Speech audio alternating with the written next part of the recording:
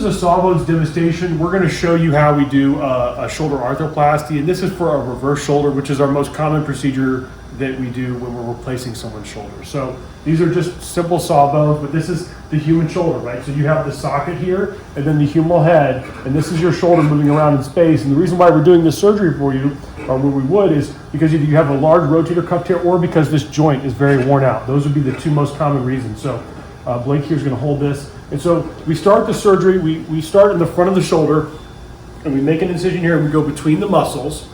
And then once we go between the muscles, we expose the shoulder here, and then what we'll do is expose this humeral head, and then the first thing we'll do is take a little saw, and Blake's going to hold this still, and we're going to...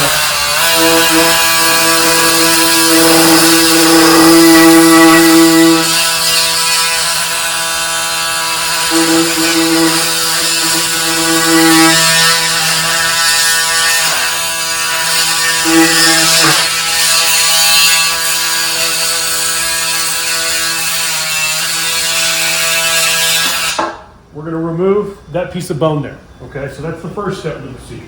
So once we've removed that piece of bone, Blake will just hold this here. This kind of gets retracted back, and then we expose the socket of your shoulder, all right? And then we'll switch out our battery here.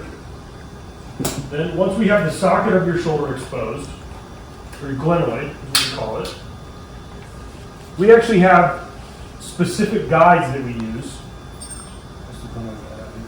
It's right on the top of the Mayo. Or not the Mayo, bro. Stand. Okay. So, and in surgery, we actually have a 3D printed model of your exact shoulder set to you. And we actually get guides made that are 3D printed and match perfectly to your shoulder. So in the old days, we used to have to sit and look and think and guess where we should put this. But now, after we get our CT scan, everything is 3D printed and perfectly matched to your shoulder. And also on the humeral side, we've planned that too. So we don't have to do any guessing or thinking in the surgery. Everything is matched to your anatomy already, which makes it so we take our specific guide, it's already printed to you, and we use it to drill a small socket in the shoulder. Okay. Okay, and then once we set that pin,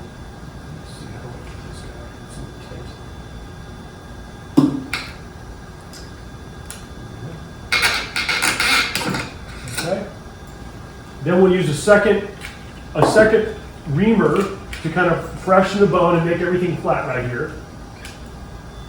All right, so then we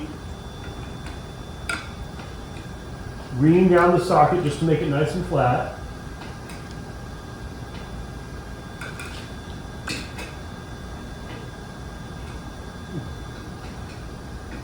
Okay, and then down we go.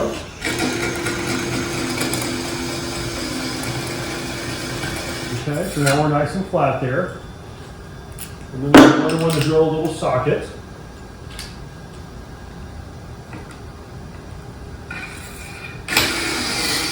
Like that. And then one more to drill the final socket. Very good. And then Blake's going to hand this. And so you see, this is the base plate, okay? So this is made out of a special metal that grows into your bone. And this screw, as it goes into your bone, is extremely strong. So what we do is we set this into your bone, and we screw it in just like this. And once this gets down, this is incredibly strong, okay? Incredibly strong. And then the central screw is extremely strong. And then what we do is we won't do this now just to save time, but there's 4 more screws that go into this. And so you actually have 5 screws that attach this, and it's strong enough to where you can start lifting and using your arm right away. And then eventually what happens is the back of this plate and that little nub in there grow into your bone. And so it's basically like your own bone. That's how strong it is. And so in the reverse, after we set this base plate to get it secured, then we put on what's called our glenosphere. And our glenosphere is the ball. And you can see, your old shoulder, you had a ball and a socket. Well, we call it a reverse because it's flipped. You now have a ball where you used to have a socket. And the reason why we do that is multiple. It changes the mechanics of the shoulder really to make it so you don't have to have a rotator cuff to use your shoulder. That's the main reason why we did it. There are other reasons, but that's the main one.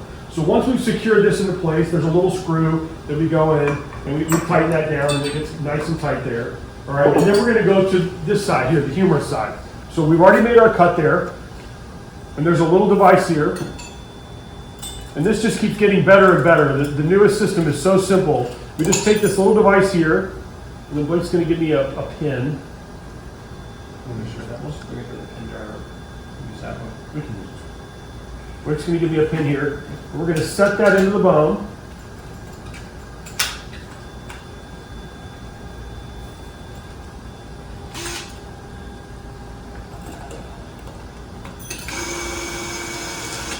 Okay. Then there's a little reaming device. Blake's going to get out here. And we put this over this. And that reams out the bone. All right. And then after that, we basically just take our implant and we set it down into the shoulder. Now this is a sawbone, so this is going to take me a little bit more effort than normally a normal person would. But you can understand once you get this down, okay, and this is a little bit bigger than we need for this shoulder. Maybe a smaller one. Trial. It's not no big deal. Here, this one. Yeah. So this is a more appropriate size implant. So you can see as it goes down, and we have little mallets that we can set these down with. Do we have a little mallet? Yeah, straight forward. And there's a mallet right behind you. Yeah. So this gets set down into the bone. You have another poly now. A trial poly. Not empty, I don't think. You have a trial.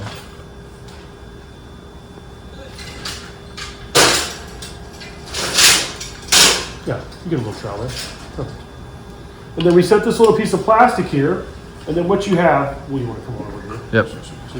And so what you have is now this nice smooth ball and socket that can move in space. You can do whatever you want. You can, grab something out of the cupboard, change a light bulb. You can reach your hand behind your back, really. And it's, as opposed to that very, very arthritic joint, you now have nice smooth metal and plastic. And as you see, you put the socket where the ball used to be and the ball where the socket used to be. That's why it's called a reverse shoulder. So it's very simple operation overall, and really can work wonders for your shoulder. And it's really a life-changing operation for most of our patients. So thank you.